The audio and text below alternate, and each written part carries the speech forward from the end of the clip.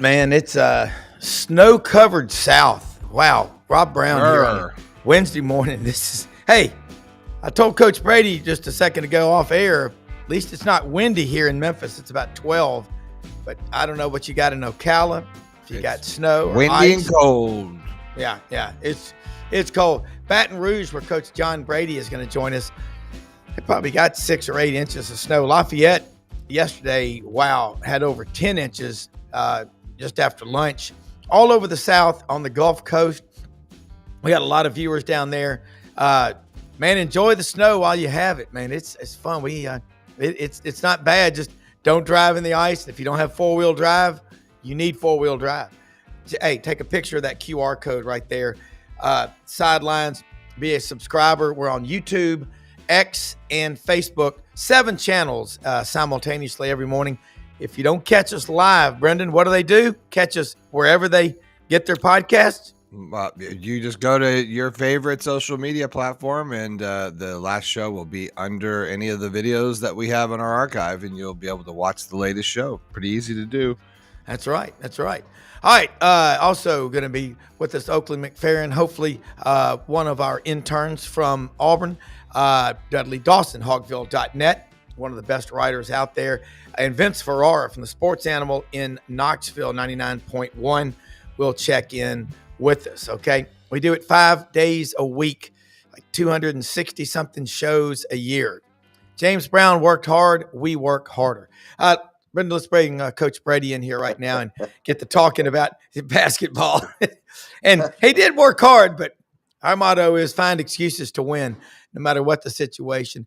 Coach, what a season we have going for the SEC. And you are a hyper-competitive, and every time you're on here, it's like, take notes, everybody. Get pen and paper handy because you'll want to hear what the coach says. But top to bottom, I can't remember the SEC basketball being this absolutely competitive. And in the top 5, top 10 teams that are losing, they're losing by 1, 2, 3, like Florida last week at home to Missouri. Vanderbilt beat Tennessee by 1 over the weekend. LSU, you're the color analyst on the Tiger Basketball Network. You've taken a team to the Final Four. Kind of compare what you're seeing right now in the SEC to a year ago when a lot of people thought it was the best ever. Well, I think it's obvious that I've always felt the SEC, the top 5 or 6 teams were as good as anybody in the country. But I think this year it's obvious to everybody that we have 10 or 12 teams that can play with anybody in the country on any given night. So the depth of it is what makes it special and what makes it by far the best conference in the country. They proved that in the preseason. You know, the ACC challenge with the SEC wasn't close. And so I think it makes it for an exciting league. The problem you have is if we have 10 or 12 teams go to the NCAA tournament, I feel bad for the 3 or 4 coaches that don't make it because the powers that be will be sitting back and says, well, what's wrong with us? How come we can't do that? So it's going to be interesting to see. And there's a little separation happening within the league now. I think you've got obviously some teams that are are in the bottom: Texas, Oklahoma, LSU, South Carolina, Arkansas, and then after that it gets pretty even. And so those are those bottom 5 teams are the ones going to be fighting for some respectability, and maybe, just maybe, one of those may slip in, but I doubt it. That's why I think 1, 2, 3, 4, 5. I think those guys won't make the NCAA tournament, but I think it's wide open for everybody else. Coach, you're looking 1 through 16. One thing I'm not seeing other than Janai Broome at Auburn, who's been hurt twice, and it's an ankle injury. Last year we had Dalton Connect at Tennessee. Of course, Janai Broome. Auburn's got 10 seniors. That's an anomaly. You look at what Florida has. Look at LSU. Look around this league. Do you see as many stars, or are you seeing more collective teams, which I love next man up? Well, that's a good point. I think the way college basketball is now, you don't have players that stay, 3 and 4 years. They're trying to come in, play for a year, quickly get out and go to the NBA. And I think the NBA now, for the most part, is signing players on potential and on the come, Yep. so to speak. Yep. Back in the day, you'd have a guy stay here 3 or 4 years, and you could say that guy's a first round draft pick, that guy's a lottery pick. By the way he played. Now you're having guys that are getting drafted in the NBA that averaging 12 and 13 points a game, and that they're young. So uh, I think it's a different game. I think it makes it more difficult for coaches. Transfer portal, NIL, the NBA just clipping players at early in their career, and I think it puts a lot of pressure on coaches these days. But the other side of it is, when I coached, we made good money, but now these guys are making real money, and so I think headaches come with how much money you make sometimes, and I think the coaches are getting paid now, and certainly they have more problems with everything that's going on in college basketball. Yeah, last year you made such a prophetic comment about we hear the term lottery pick tossed around loosely, like we hear the term hero used for people who were just a lot of times doing their jobs. Uh, you said a lottery pick gets out, night in, night out, and you've coached a few of them, as you know, 20 Yeah. and 12. You don't go out there and get 5 points and one rebound. That's just not what a lottery pick is.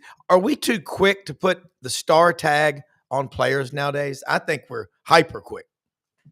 Yeah, I do. We got freshmen in the league. They say, "Oh, he's a pro. He's going to go Yeah. after 1 year." Well, his numbers don't translate to that in Yep. terms of that level of player on a consistent basis. And so, back in the day, a lottery pick was a guy that you talked about 18, 20 a game, 7, 8 rebounds, or a scorer getting 19 a game and a few assists and that sort of thing. And you could readily spot him and tell. But now we do label guys pretty quickly. And I see where this Flan kid at Arkansas that they say he's a lottery pick. He's one Yeah. and done. Well, he's not going to play the rest of the year, I just read, because he's got a hand injury. So that Arkansas, they may struggle to win 2 games in the league the rest of the year without him. And I watched him play the other night. He is a very good player. Yeah. But in terms of a one and done and a lottery pick, I'm not sure on a consistent basis if that's the label he deserves yet. And I agree with you. I think sometimes we throw those things out there, one and done, lottery pick. Oh, he's a pro. I think we're getting a little bit too casual with that and premature. And then on the other side of that, I think it puts a little more pressure on that individual player. That's something he hadn't earned and something he may not deserve until we watch him play 20 or 30 games. Yeah. Looking at LSU, and you know that program better than anybody, let's talk about what is going on with the Tigers, because that's always been one of those universities that, I mean, it's like you've got everything available, everything in the world, but it's not as easy as it looks. You took a team to the Final Four there. I think about growing up watching Dale Brown. I think that guy could get you motivated to go to your own hanging. I mean, you get to spend time with him. By the way, how much fun is that? But let's talk some LSU Tigers. Well, I followed a guy in there, Dale Brown. You follow a guy that's been there 25 years and was as successful and popular as Dale Brown. It Yeah, wasn't the easiest thing to do, and our relationship early on certainly isn't what it is now. And yeah, but I've learned a lot from Coach Brown the last 4 or 5 years. We've become really good friends, and yeah, when we get a chance to visit, it's really special because he's the patriarch of LSU basketball, and he's 88 or 89 now, and yeah. hopefully he's with us a long time. But Yep. you better enjoy him while he's here. He was at the game the other night, and I went up and sat by him, and every time I see him, I walk up to him and I say, "Coach, I got to come up here and kiss the ring one more time," So That's so right. he's a special LSU person, unique, one of a kind, and I had the pleasure or the responsibility or the challenge of following him, Yeah. but we were able to turn it around and had some good years, and we were fortunate to be able to do that. But LSU basketball, we The biggest thing now in terms of building a program, the first question I would ask if I was going to get a job like that is, regardless of, I know they're going to pay the coach good money, so that's not a problem. The problem is, how much NIL money am I guaranteed every year to be in the top four in the league? I want to know what the other top four programs are paying NIL wise, and I want to be right there with them if we're going to have an opportunity, because everybody's got facilities now. Everybody's got a practice facility. Everybody's got a fantastic locker room. The arms race in that regard has really been equaled across the board. The problem now is who has more NIL money, Yeah. and sometimes if I was the head coach, that's what I would like to know. I need Yeah. that in writing, and so I can proceed with what I need to do to be able to play with Auburn, Alabama, Florida, Tennessee, Kentucky, those type teams. Yeah. Coach, you only have to have 13 scholarships. Most teams are carrying maybe 10 or 11. And I, you know, I think about this league, 13 players, that's a lot. That's a lot. There's only one ball. So, 10 or 11, that's probably the norm. But I want to ask you about Todd Golden and Florida, what you see out of them. This is, I think, his third year. He came from San Francisco from the Dons, but I think he'd coached with Bruce Pearl for a year or two. Right. Um, the Gators are like sitting there at number 5 or 6. What's the ceiling on this team? Well, they were one of my favorite teams to begin the season with. People were talking about some other teams, but Florida last year, in my opinion, they were pretty good last year when we went down there and played them. And I like their team. He does a nice job of coaching, and not to be a negative guy, but if what's going on around the coaching staff doesn't enter the locker room, and I've said that before, I think they're going to be one of the best teams in the country when it's all said and done. Um, but sometimes those distractions can affect the play of the team. So far, it hasn't infiltrated the locker room or that team with the rumor or controversy or whatever is going on with whatever the coaching staff is involved or not involved with. I don't know facts, so but there is rumors, and sometimes that can hurt a team's chemistry. But so far, it hasn't. Florida's well coached. They're very talented. They play well together. They've got really good guard play, which you need, and they're big around the basket. They rebound it. They shoot it. I don't see really a flaw with Florida. Maybe some consistency in their play from time to time, but otherwise, I put them in there with Auburn and Alabama and Florida and Tennessee, and with Kentucky maybe the fifth team in that group. But certainly Florida's as good as those top 3 or 4 teams in the league. Yeah, I want to ask you about a freshman, 6'11" kid at Georgia, Newell. Uh, he's pretty unique in that he's that big. He moves around really well. He can shoot. Talk about him. Well, I hadn't seen Florida up close and personal, and sometimes my opinion changes of teams once I see them up close and be able to see the physicality of which they Yeah, play with. yeah, But one thing I do know about Georgia, and I think Mike White has done a really excellent job with that team. They weren't well thought of when the season started. They had a good preseason, but since they've gotten in the league, they've been really competitive, and it goes back to players. And I've always thought that if you and they've got good guard play on that Georgia team as well. And so if you have a young freshman as active as theirs is, and you have, I've always thought that good players and good coaching make for really good teams. And Georgia has progressed in terms of talent level in Mike's first couple of years there. And now his coaching gets to show up when he has close or almost equal talent of the other top 4 or 5 teams. You know, Mike White played at Ole Miss, coached at Hmm. Florida, goes to another school. That can't be easy. And you look at a program like Georgia, again, all those resources and just an hour away. Or, Atlanta is like, remember that movie back in the 70s, Coach, The Blob? It just kept growing. It's Atlanta. It just eventually it's going to be called Atlantathans or something, because Athens and everything's getting gobbled up. But there's so many players in the Atlanta area. And I just That's a program where you shake your head. I want to ask you about just Tennessee as well. Rick Barnes, I think, is the winningest active coach in basketball. Right behind him is John Calipari. And I can remember in Memphis listening to the Daily moaning and groaning.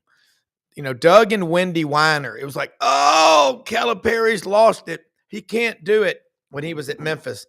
And it took him about 4 years to get rolling. And when they did, it was a hell of a ride. And I promise you, when he left, there were people, they're still mad that he left, which tells you he did a great job. But kind of talk about Rick Barnes, because every year he has Tennessee in the mix. Well, I want to go back to Mike White just for a minute. I think the excitement that he has created, along with the administration, they've done some nice work in that building. They've involved the students, they've involved the crowd, and I think I don't know of any successful college basketball team that doesn't have the support of its student body, and certainly Georgia has created that. Yeah. And you've got to take your hat off to Mike and the administration there, that it really put an emphasis on basketball, it seems, and certainly they've proven that with their play so far this year. Rick Barnes, I've got a tremendous amount of respect for Rick Barnes. I've had some good games with him when I was at LSU. We beat them when they had Mims in 2000 to go to the Sweet 16 when he was at Texas. Then we were able to defeat them in an overtime game in Atlanta to go to the Final Four in 06. So I have a tremendous amount of respect for Rick and how he coaches his team and the longevity that he's created for himself. Everywhere he's been, he's won games. He knows how to recruit. He knows how to coach. He knows how to manage a program. He's made the transition from an old school coach to a present day NIL transfer portal coach, and that takes insight, that takes challenge, accepting the challenge, and being smart. And so you got to give it to Rick Barnes making the transition from old school recruiting to present day recruiting. It's a different animal, and he's handled it in a great way. And Tennessee, they're one of the best teams in the country. And Yeah. what they did last night to Mississippi State, was surprising a little bit. Mississippi State couldn't score, and they just come off a huge game of scoring baskets. So Rick Barnes has proven over time that he's one of the best college basketball players to ever do it. Yeah, I agree. He's from Hickory, North Carolina, I-40, about 45 miles north of Charlotte. Another one I look at is Chris Jans at Mississippi State. That he's a damn good coach. And I look at Chris Beard at Ole Miss. A couple of years ago, Yancey Porter, Rebel Yell Hotline, told us before anybody else even talked about it, he goes, look, don't be surprised if Chris Beard isn't the next basketball coach at Ole Miss. And talk about those two schools, because Mississippi State has a lot of history in basketball, and I think they're a really good team, but you got to go on the road in this league, and I don't care if you win by 1 point. If you don't get excited about a road win in this league, you're ungrateful, and maybe you ought to lose, and then you'll know how grateful you should be. Isn't that true? Well, yeah, road wins are key to any successful season. You know that. Everybody knows that. Yeah. And be able to steal some on the protect your home floors is the motto, and steal a few on the road, and you got a chance maybe to compete for a championship. So Yeah. but when Chris Jans, the history of Mississippi State basketball was good in the late '60s. Yep. And the famous thing about them sneaking off to play an NCAA tournament because they were going to play against black players, all that story is legendary. Babe McCarthy did that. So, and then they've had sporadic success. And my dear friend Richard Williams, who now was the coach at Mississippi State for a number of years, and now does the color for the Bulldogs and travels with them like I do with LSU. I worked for Richard when we were there, and we were able to put together a good team. And Richard Williams has done something I don't know that will ever be repeated at Mississippi State. He hung a Final Four banner in that Humphrey Coliseum, and Mississippi State, LSU could go to a Final Four again. That can happen. Dale went to 2, I went to 1. LSU could do it again, but Mississippi State, I'm not sure. So But get back to Chris Jans and Chris Beard. Those guys really mirror each other in the way they teach and coach the game. I think they're defensive minded first. Their rebound, you put emphasis on rebounding, getting back in defensive transition, not giving up easy baskets, defending well without fouling. Uh, and I think they mirror each other in the way they approach the game. And I would hate to play against both those teams from a defensive standpoint to figure out an offense that can take advantage of any weakness they may have on the defensive end. So Yeah. both of those guys are good for college basketball. They're tough-minded guys. And they're good for the state of Mississippi, and they're certainly two of the best coaches in the Southeastern Conference, which is loaded with several really outstanding guys. Yeah. And I watched last night Texas and Missouri. Rodney Terry out in Austin. Again, you go down this list of these SEC schools, you have everything in the world going for you, but sometimes it's like herding cats. It's not that easy because you got so many people that want to help. You can't get decisions made. But Texas basketball, they've got history. Missouri, they're a pretty damn good team as well. Texas got them last night. They're no easy outs, but Texas, Oklahoma, Missouri, they've been doing it a long time, but Texas is 2-4 in the league. We may have a team make the tournament this year with a losing conference record because of the strength of schedule, if that is taken into consideration, which it certainly wasn't in the selection of the 12 teams in the college football playoff. Well, I think you're going to have at least 8 and 10 teams in the SEC and NCAA tournament. You may have a 7 and 11 squad make the NCAA tournament based on strength of schedule and the strength of the league. So, and the way the league is going, there are going to be some teams that are really good that may have a 7 and 11 mark. So we'll see how that plays out in the next 10 games or so, 12 games. So, but the league is loaded with outstanding facilities, up-to-date locker rooms, more coaches than I've ever seen. They have coaches coaching coaches in basketball in the SEC. I mean, you look at the bench; they have as many coaches as they do players sitting on the bench. So,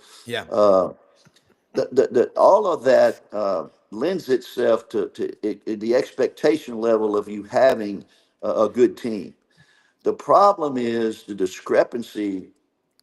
Not that I know facts, but what I hear is discrepancy in NIL funds, and you can't have the last NIL collective of money to jump to the top in this league. So it's a whole different game in terms of recruiting and things that you need to do in order to secure and keep good players on your roster. Yeah, and that's the funny thing when they take a timeout, you look over on the bench, and there's guys coming out of the stands, like 3 rows deep. It's like you see these. I saw LeBron James at the national championship game the other night, and he had about 50 people in his booth, that kind of, I guess, are his posse or his handlers or whatever. But I think that I love basketball. And you talk about Larry Brown being on the bench trying to work with Penny. Larry Brown is the only coach, I think, in history to win an NCAA basketball championship and an NBA championship. But I would love having someone like you on the bench with me if I was an up-and-coming coach, because I think we're making a mistake with coaches today, maybe trying to coddle these kids, and you got the tail wagging the dog. I heard a story from an athletic director of a big high school in Memphis recently. I couldn't believe it. He said the parents of a 7th grader came in and to his office and told him the plan for their son and how he was going to do all this. And the athletic director said he just sat there and just looked at him, and they got through, and he said, I've never had a conversation like this in my life, but that's where we are. Look, I'm all about planning, and I know you are too. You never went to practice without a detailed plan of what you were going to do. I'll bet you a sack full of crystals on that one. But This is where we are. These kids in 8th and ninth grade. Remember, what was Damon Bailey, the kid up in Indiana that Bobby Knight in 7th or 8th grade? This Yeah. guy's going to be a star, and he was pretty damn good. But it would be tough being a coach. What advice would you give to a coach coming up now that he could carry with him throughout his career? Well, there's a couple of things in today's world. I think if I had a team like that, that we had to do some things to get players and NIL money and all of that, I think the thing that I would do as a head coach is spend a lot of time individually with each player, and try to explain to them where they are, where I see them, what they need to do to get where they want to go. And I think if you've got a player and his ambition is to play in the NBA, I think you need to sit down with him and figure out, okay, I want to help you get there, because if you get where you want to go, I get what I want out of this. So we're in this Correct. thing together. Now, how are you going to get there? How are you going? I go back to Nick Saban. How are you going to create value for yourself while you're here at, let's say, LSU, to get where you want to go? What are the things we need to do together to get you there? And then talk to him along the lines of that and relieve any anxiety that may be created by all the outside noise that come along with being one of those type of players. And I think if you can relieve the anxiety out of your players and stay on the same page with where they want to go based on how they're supposed to get there and how they're creating value for themselves to show an NBA franchise that you're worthy of a high selection and that kind of money, and deal it, just talk them through that. Uh, and I think if you do that, I think you have an opportunity uh, to reach that young man. And then on the other end, championship teams, regardless of what young people think or how they operate now or what they're about, or all of the stuff that goes on with a high level player and NIL money, there's some things that championship teams need that are uncompromisable. Yeah. You've got to be tough minded. You've got to have a high level of competitive spirit. You've got to be able to handle adversity.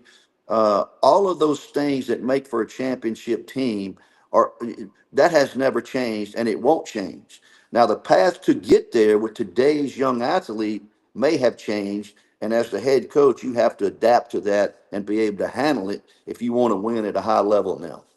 Yeah, I think that's great advice. And adaptability is everything. But having a bunch of kids and you get in the tournament, these teams that have been together for 3 or 4 years versus a team full of guys like I think that's what Calipari had a problem with at Kentucky. So many guys in there for like a year, and that was it. And you play these. I always say the small private Catholic universities like Creighton, Villanova. They're just always ready. And by the way, one last thing. I know you got to get going. You got a big day of snow shoveling to do down there in Baton Rouge. By the way, I hope this doesn't hurt the crawfish hatch. Because crawfish season starts next month in February. This is a big concern because I was talking with some of our friends in our hunting club that live in Lake Charles, and they're out there riding airboats around and New Orleans. I mean, New Orleans looked like a Dickens Christmas Carol. The Bourbon Street, which I've staggered and stumbled down many a time at 3 or 4 in the morning, covered in snow. I can't even imagine what that is like. But tell us something. When you're looking at a basketball game, you hear all this terminology, triangle and two, dribble drive, and what have you. What's the best book that a layman out there, just Joe Sixpack in uh, Alberta, Alabama, could buy to explain basketball? Because, like I said, every week you need to be on TV because you take the complex minutia and put it in the vernacular as well as anyone I've ever seen, and you speak with a lot of conviction. I love it.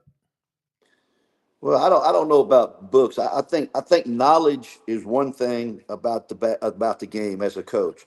You can have knowledge of it, but I learned this I played for a guy named Charlie Rugg at Belhaven College, the best coach nobody's ever heard of. Then I coached with Bob Boyd at Mississippi State. Wow.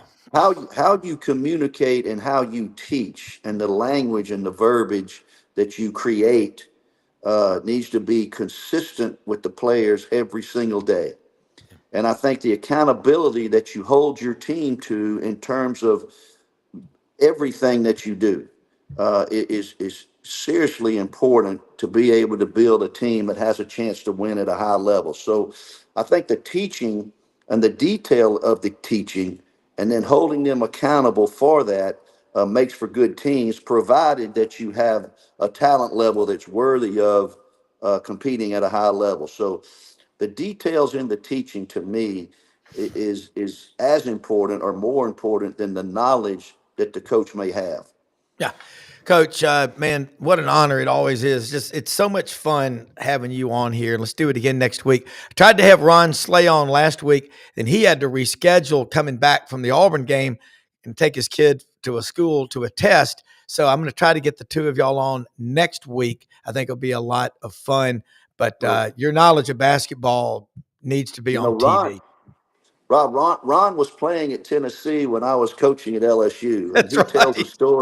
He tells a story about when he was trying to guard Stromile Swift, and he said Stromile had his back to me, and I was guarding him in the post. And he Yeah. said, I've never seen nothing like it. He jumped up in the air with his back to the goal, turned in midair, and dunked it right over me. He told me that one time. I said, that sounds like good coaching to me. That's right. I remember when Stromile came to the Grizzlies. I mean, that was that was fun, man. Well, Coach, look, be careful out there shoveling snow today, and it's a rarity and stuff. But let's do it again next Wednesday. Always thank you for your time. You got it. Thanks, Rob. See you, Okay, man. bye bye. Okay, Dudley Dawson, Hogville.net's going to join us here in a minute. But let me say something about one of our sponsors. And I want to say this about Winter Timber Outdoors. Winter Timber, located in Athens, Alabama. It's a great store. When you walk in fact, it's a beautiful store. They've got an inventory that you won't see very often. They've got all the clothing, the gear. They're a big Sitka dealer. They have everything Sitka makes, the waders, the duck oven jacket. They've got you covered. Dixie decoys and gear. They also have the deer stands, all the food, the corn for your food plots and everything. If you hunt anything with a gun, from dove season, ducks to turkey season, big game, anything, they've got you covered. Over 2,000 shotguns, rifles, and handguns in the store. Okay, they're open every day of the week. They broke ground on a new store in Auburn back in November, is expected to open by June. They're looking at locations around the Southeastern Conference. They sell the Migra ammunition.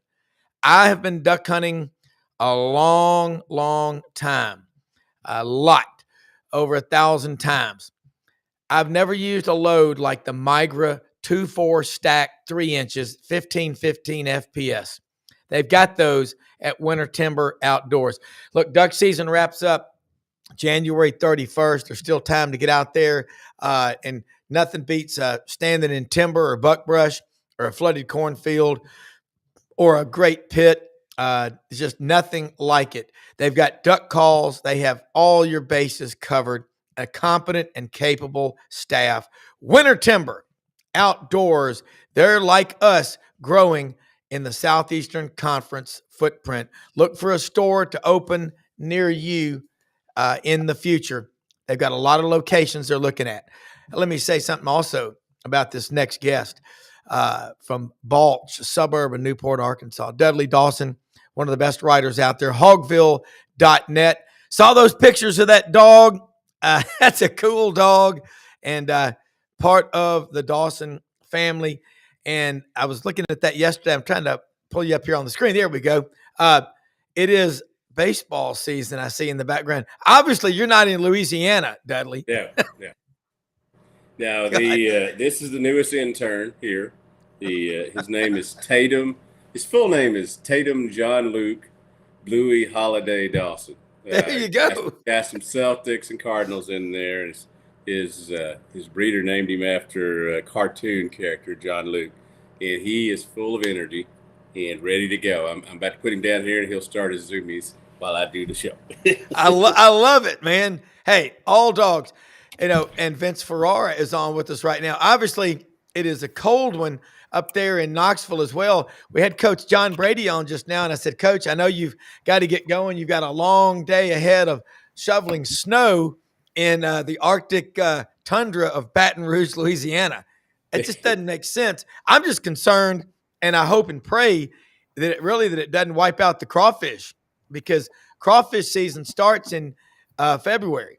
So we better hope that doesn't happen, because I've got CJ's Cajun Express truck, guys, comes from Searcy every Thursday in Wynne, Arkansas from 10 a.m. to 6 p.m. Oh, my God. I get this thing called the Atchafalaya. It's a big boat of crawfish etouffee with 2 tender catfish fillets on top of it. And then you get a pound of the boiled shrimp, and then you get the boudin balls, and then their banana pudding and key lime pie. Get you a pillow, a cold beer, and watch some SEC basketball. But Vince, every time I come on this show, I get hungry. I know. It's tough. Vince, how you doing? I'm good. It was 9 degrees during our show this morning. Yeah. Ridiculous. Sorry for setting up some lights here. No, we've got 12 right now in Memphis. We're the leader in the clubhouse. Yeah, it's 14 now, so we've moved up. But we had a little bit of snow last week. But, man, I lived in New Orleans. It's appropriate that this winter storm is named Enzo. Yeah. As much as I drove that I-10 corridor with a first name of Vincenzo through the years, including living in New Orleans, and I know everything of what you're talking about. Love it with the etouffee, but man, I cannot comprehend the visuals, the videos, the weather along the Gulf Coast. Friends on the beach that are, posting pictures of the Gulf and snow, like the white sand is fluffy snow. It's just my mind just cannot wrap around what's going on down there. Crazy. Yeah, well, I think about when you hear the name Enzo, I was almost burst my appendix laughing. Remember, that was the barber that Jerry Seinfeld had, Enzo. Yeah. I just thought about that. Classic Italian. Yeah, I thought about that storm. But guys, it is a really strange looking at the weather down there in New Orleans. I talked to several people down there. Dr. David Arnoff, Buddy Martin was talking to us last night, Brendan's dad, of course. He said, "Hey, I got snow down here." And I'm like, "Well, look, you lived in Colorado forever." And he goes, "Yeah, but it's just Panama City." 5 or 6. I think Milton, Florida, home of Reggie Slack, got close to, I think they did get a foot of snow. I mean, I think right now you can safely say Milton, Florida has received more snowfall this year than New York City or Boston. How often can you say that? Look at that. Wow. That is a cool shot. God, guys, that means that everybody's inside right now watching us. They'll be watching SEC basketball, trying to figure out what's going on. Dudley, I want to start with you. I watched John Calipari build Memphis. He's going to have to do the same thing at Arkansas. And as Coach Brady just said, you got one of your star players out with a hand injury. What's the outlook without him? And is there a possibility, I guess none, that he can come back this season? No, he's been deemed out for the season. And when you're 0-5 in league play and your best player, or at least your leading scorer, one of your 2 leading scorers goes out, then, it's got fans around here, more depressed. I think they're more mad than depressed. I think they thought that, this would be a decent year and they would be one of the, great teams in the SEC. It just hadn't worked out that way. What I would tell them, and having, you guys haven't been around sports, in a long time, what they had wasn't working. Maybe now there'll be one less chief and, another Indian that will be in the rotation. Yeah. And I think that's been the biggest problem. They haven't played great defense for sure. They've at times had really good offense, especially when they get up and down the court. But a half court setting and everybody not looking for the best shot, just looking for the first shot, I think has been a detriment to what they're doing. Obviously, game here tonight, Georgia at the late time of 8:00. I'm sure that'll buoy attendance. But it's tough on them right now. I certainly didn't see them winning the SEC, but I also didn't see them going 0-5 to start off with. Yeah, John Calipari brings so much excitement, and they've got the commitment. I think it's just a matter of time, but it never helps to lose your star player. Vince, looking at Tennessee with Rick Barnes, Vols lost that close one to Vandy, and then, like Coach Brady said, they hardly let Mississippi State score. They played keep away yesterday, and Rick Barnes, it's the same thing every year. He's got Tennessee right there pushing for the championship. What else do you want as a fan besides a championship? Oh, for sure. I think with Tennessee spending as much time at number one as they did, I think some fans maybe raise the bar for this team. And then since they've taken a couple of losses, since then, I think, for some, it's kind of, staggered them a little bit, to use a boxing term. And I don't think people are giving up on this team or anything like that, but I think it's allowed some to maybe creep in some doubt.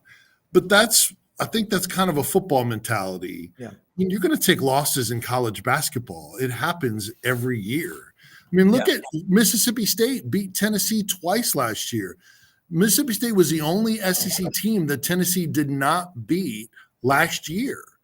And they beat them convincingly in the SEC tournament. And so people started doubting Tennessee going into the NCAA tournament. And they made it to the Elite Eight before, running into Zach Edey and Purdue. So this team is an unfinished product. It's continuing to change and evolve. They always respond after losses or disappointments. This was different.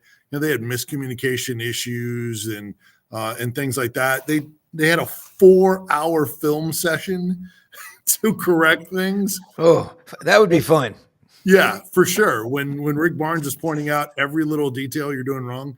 But they responded to that, and they were much better, as Coach Brady was talking to you about. So other than a short little run to start the third quarter, Tennessee, was in total control of that game against a top 15 team. They needed that game because you guys know the gauntlet that is the SEC. You just took an unexpected L on the road at Vanderbilt. Yeah. You had to get this game because now it's number one Auburn on the road with ESPN College Game Day there with Reese Davis and Jay Billis and Seth Greenberg and that crew. And they're always play Tennessee well. They're always up for Tennessee. Bruce Pearl is always motivated to beat Tennessee. And we'll see on Janai Broom if he's available on Saturday. Many believe, he will make the most progress in the 48 hours before the game to make him available for that game. So I would love to see Broom play. I don't want that asterisk if Tennessee was to win or any of that kind of stuff. I'd love to see Auburn at their best. Now, it would make it obviously a lot more difficult, but Auburn's won without Broom. During this stretch. So that's going to be really, really tough for Tennessee. Tough for anybody there, but tough for them on Saturday. Man, if I watch film for 4 hours, Cary Grant and Alfred Hitchcock have to be involved. That's right. Wow, 4 hours. The birds. That's it. Yeah. I'm not sure how much, if 4 hours, how much you're getting out of that. I mean, a lot of those guys, I know I would be falling asleep, but we had a guy one time, Dr. Robert Moss from Cornell University came and spoke to us at work and for about an hour, and he's known as the sleep doctor, and he gets paid $13,000 an hour. That was back then, to talk about proper sleeping. And someone asked me, how did it go? And what'd you learn? I said, I hate to say this. I fell asleep because it was long, but he did give everybody a book about proper sleeping. Dr. Robert Moss, shameless plug. I sound like David Brenner on the Tonight Show going, I'll be at the Sands Thursday through Saturday. Shameless plug, but it was interesting. I got to say too, I think that Tennessee Auburn game goes down to the last few minutes. Even if Broom is back, you got to be very careful of you can't be codependent on one or two players. And I think what not having him there has made everybody on that Auburn team step up even more. But the Pearl culture is next man up. And Dudley, I look at Cal, at Arkansas, they were doing really well the first 2 years in a row to the Elite Eight, and then it fell off the wagon. What about this roster? It's pretty much of a brand new roster. Who's likely to step up now that can you get that first win, it's easier to get the second one. But the longer you go without winning, man, your message might fall on deaf ears if you're a coach. Well, I think most of the attention is being pointed toward John L. Davis, who was fabulous at Florida Atlantic. Game has totally changed. I mean, he was a guy who got baskets at all three levels. He has not done that this year. He's taken more three-pointers. He has had very good halves, but not very good games.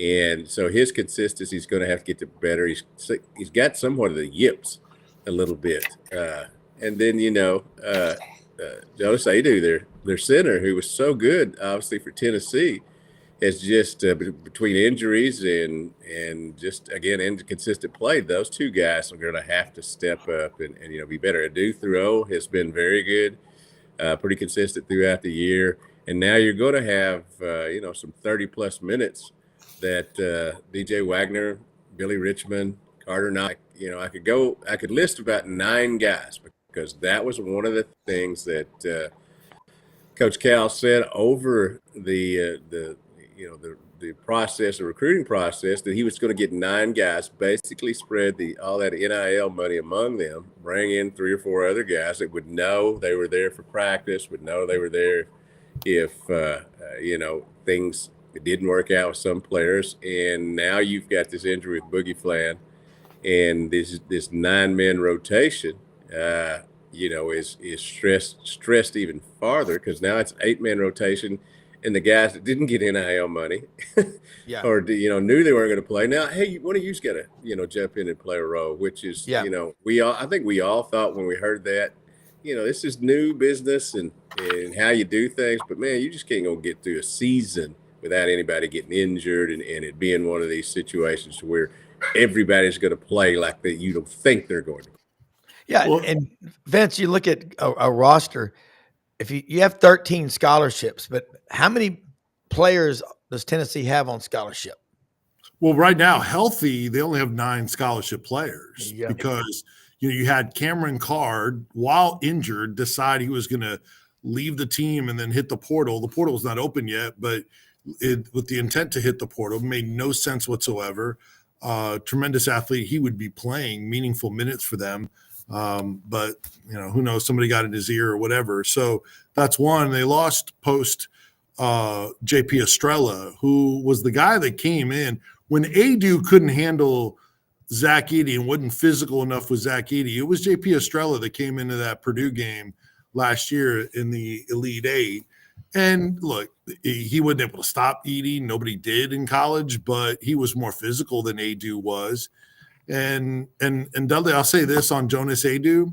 When we saw him and Arkansas in Knoxville, Jonas Adu looked in that game like he did plenty of times for Tennessee, and he looked like he did in his less effective games, where he just kind of coasts and blends, not the urgency. You can't do pick and roll with him because he's not a threat to drive and get to the rim. He has a a mid-range shot that he can make, but he's not, lights out with it, and he's not a threat from three. And that's where Tennessee is better this year, because they have a rim runner in Felix Okpara and somebody who's more physical than they do. So Tennessee feels like, and I do too, that they've upgraded. And Andrew did some good things. Not saying it, but you just had more of the up and down and kind of the blending in with him. And I think you guys are seeing that this year. Yeah. And it's so hard in your first year to make magic happen. And if your roster is good and then you lose your star player, it's even tougher. Let me say something about Landers Ford, folks. LandersFordMemphis.com, the number one Ford dealership in the Mid-South for a lot of reasons. Service and convenience. So right there at Poplar and Houston Levy, big location, a ginormous inventory on the lot, all kinds of rebates and savings opportunities right now. Check them out on the screen. They've got the Broncos. The Bronco package is like the Sasquatch off-road package. F-150s, the Lariat, the King Ranch, Expeditions, Explorers, the Ford Escape, the Maverick. They cover a lot of ground. Ask for our friend Brad Bellamy, the general manager. Also, Kenny Myers, 41 years in the car, truck, and SUV business. Started out in 1984. Kenny Myers is out there at Landers now. Let him know you heard about him on SEC Sidelines. And if you got to have your vehicle worked on, they will pick you up and provide round-trip transportation. They're open Monday through Saturday, 7 a.m. to 7 p.m. Their name is on stadiums all around the Mid-South. Most recently, a huge commitment to Christian Brothers High School, Landers Field at Tom Nix Stadium. 15,000 plus alumni out there for CBHS. It's a special place, the purple and gold. Landers Ford is a special sponsor, and we're proud to have them. And again, right down the street from them is Hewlett and Dunn Boot and Clothing Company on the historic square in Collierville. Easy to get to. Just go through Germantown. You're in Collierville. They're open Monday through Saturday, 10 a.m. to 6 p.m. They have all your boots, the Filson, Barber, Duckhead, STS, Filson luggage, STS luggage, great looking women's clothing, all these purses. I mean, if you think it's cool, they've got it at Hewlett and Dunn. Ask for Raven Carpenter, Charles Hall, the owner, his wife Laura, JM, Squidward. They're all there. Lydia, they'll help you find what you're looking for. Valentine's Day is coming up. Go out there. You want to impress your wife or your girlfriend, you will do it. Great looking selection all the time. New stuff coming in every day. And all of our sponsors are on the website, like Web Footed Kennels in Jonesboro, Arkansas, and Coolmore Logistics. They are Memphis-based with a global reach. If you got to ship something via a truck, Coolmore is your way to go. All right, now, back in rhythm here, guys. This SEC basketball race, I'm going to let y'all let's go back and forth. A year ago, I asked Coach Brady this. I'm going to ask y'all. A year ago, we thought it was the best ever SEC. What's different at this same time now versus a year ago on the SEC?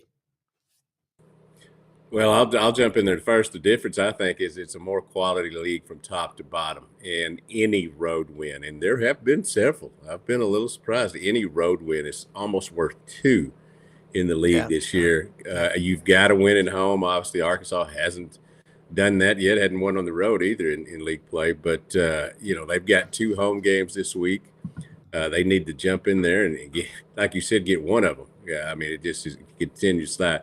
But I do think there's just no easy spots whatsoever on an SEC basketball night, and we've seen it transform into a basketball league. I still realize that's heresy, and that football's going to be back and all that. But man, the Big Ten's just kind of stepping around with his head up right now in football, isn't it? Yeah, and far be it from the Ohio State fans to be in your face by winning that national championship. They'll of course be very low key. Vince, your take on what Dudley just said. I think he made some brilliant points. You're muted, I think. Okay. Sorry, yeah, there you go. Yeah. Sorry, I was muting it while you were talking about doing your spot. Yeah, winning on the road is of prime importance. You look at the standings, and the top two teams are undefeated on the road, in Auburn and Alabama. Both of them at 3-0 on the road this year, and that's how you get to the top of the standings. Everybody's going to have some wins, or most people, when it's all said and done, will have their fair amount of wins in home games. But the difference maker is winning on the road, and Auburn and Alabama have been the best at it this year. Everybody else has taken 1, 2, or 3 road losses after that. Now, some teams have only been on the road twice, so still TBD on how they do. But Tennessee is both of their losses have been on the road, and are they going to steal one at the number one team? We'll see. But you're going to see plenty of teams with bad records beat some teams that with good records, but more likely it'll be at home versus on the road. And then to answer your question, Rob, besides the road test, I think it's the portal. I think the portal has separated the SEC from a lot of other conferences, including the ACC. And you're seeing impact players come into this league in addition to the players that are already there, and help take these teams to the next level, because everybody's able to remake their roster. You have good coaching staffs that can draw in talent, and the SEC is getting those guys, and it's making everybody better. Almost everybody is better, and the portal is a big part of that.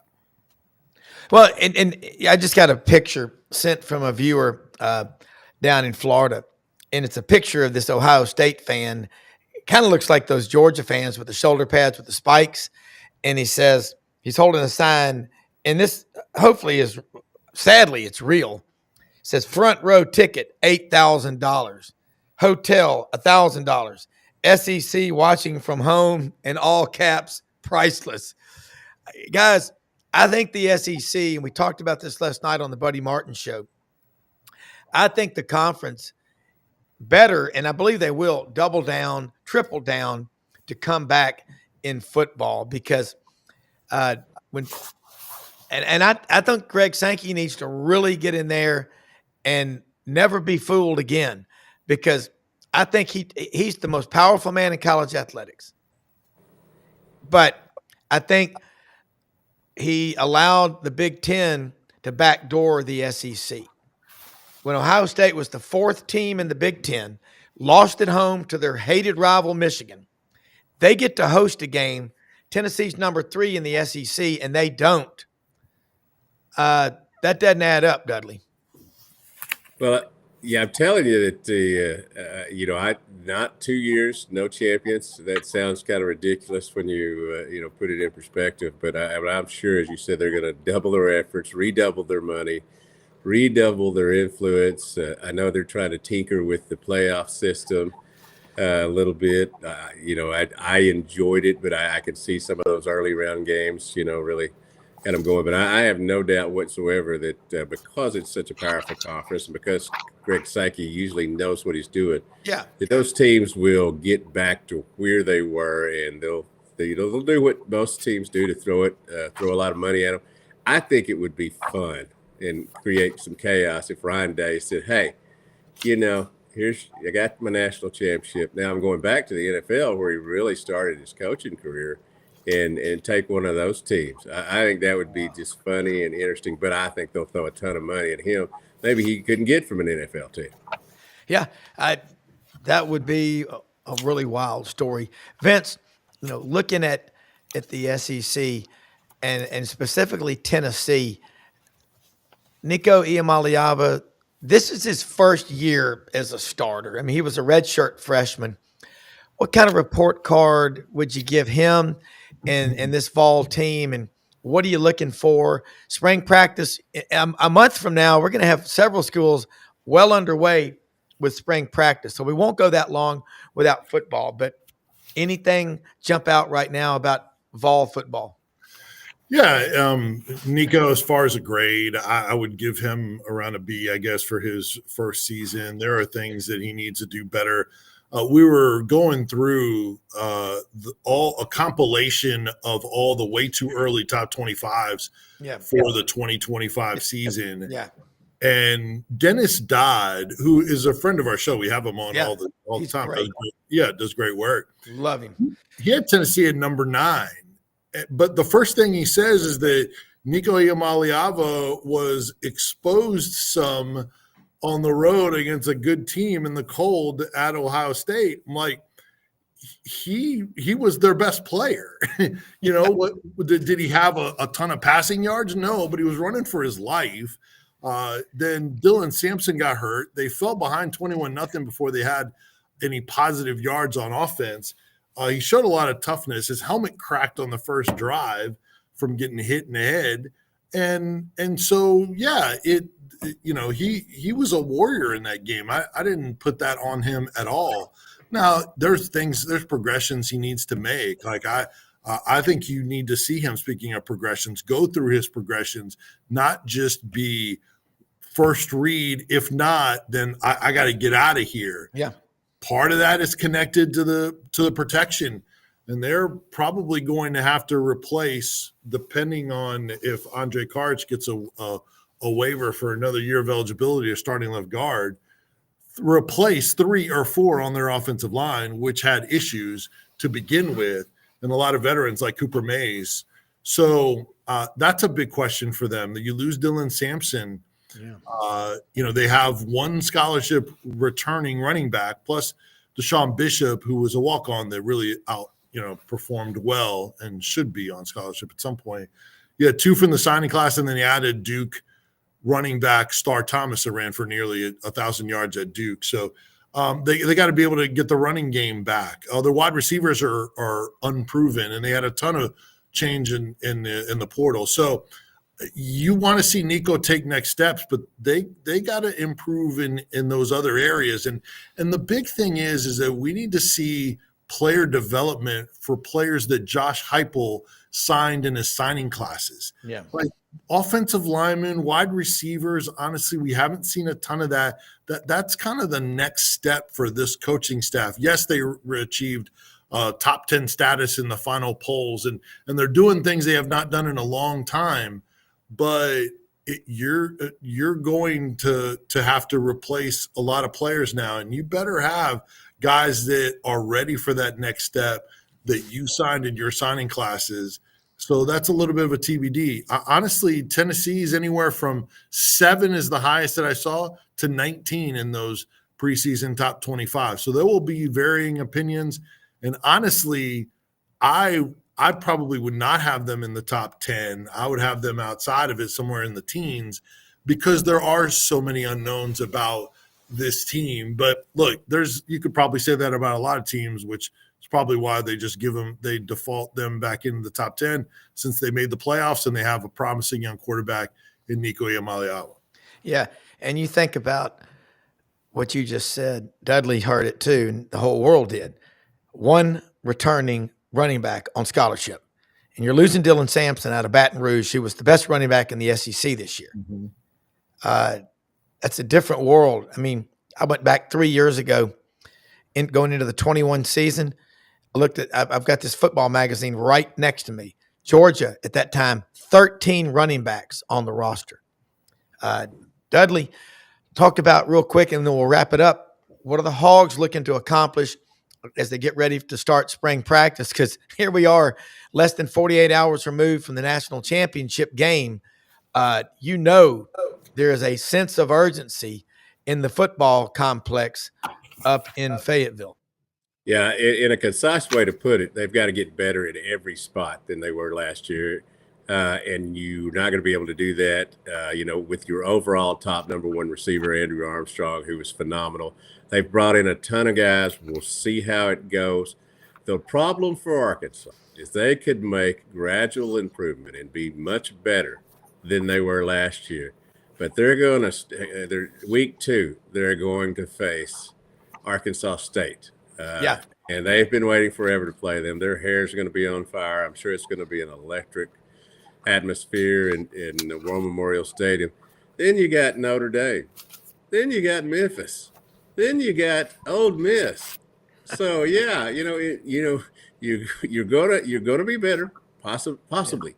But man, that schedule and Arkansas always feels like it has the toughest schedule in the SEC. But nobody made y'all schedule Notre Dame. Yeah. That's right. And I know that everybody wants to upgrade their schedule, but come on now. Yeah.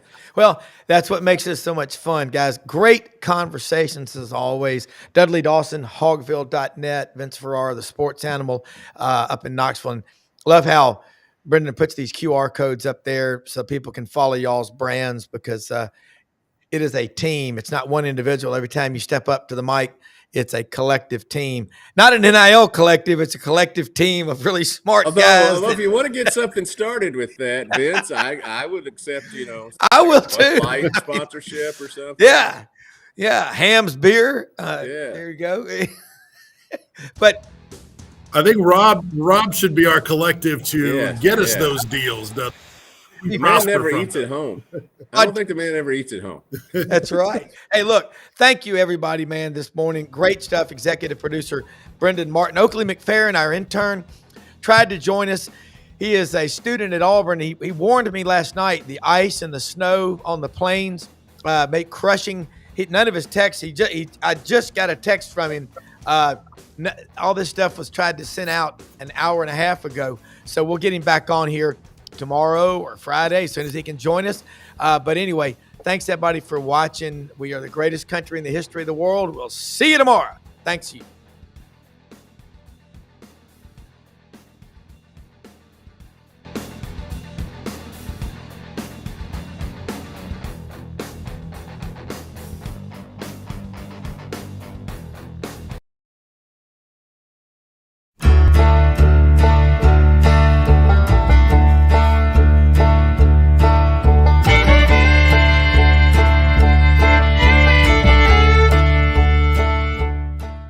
In a perfect world, you'd set a health goal and results would happen overnight. In this world, the real world, it takes time, dedication, and the right support to achieve your best self. The Vitamin Shopp's health enthusiasts are here to make sure you're not wasting a single moment on the wrong supplements. From the highest quality sports nutrition and superfoods to the most sought after trends, you'll find a huge variety of science-backed solutions for every goal. And the people to help guide you along the path to greatness. Unbelievably, every 2 minutes in our communities, a child is either bought or sold for sex. I am Ari Dickey, board member for the Nashville Anti-Human Trafficking Coalition. Join me and millions of others in our fight against human trafficking and for its victims by helping to educate the most vulnerable among us, our middle and high school students. Go to nhtcoalition.org, become a partner, and help keep our families safe, because none of God's children are for sale.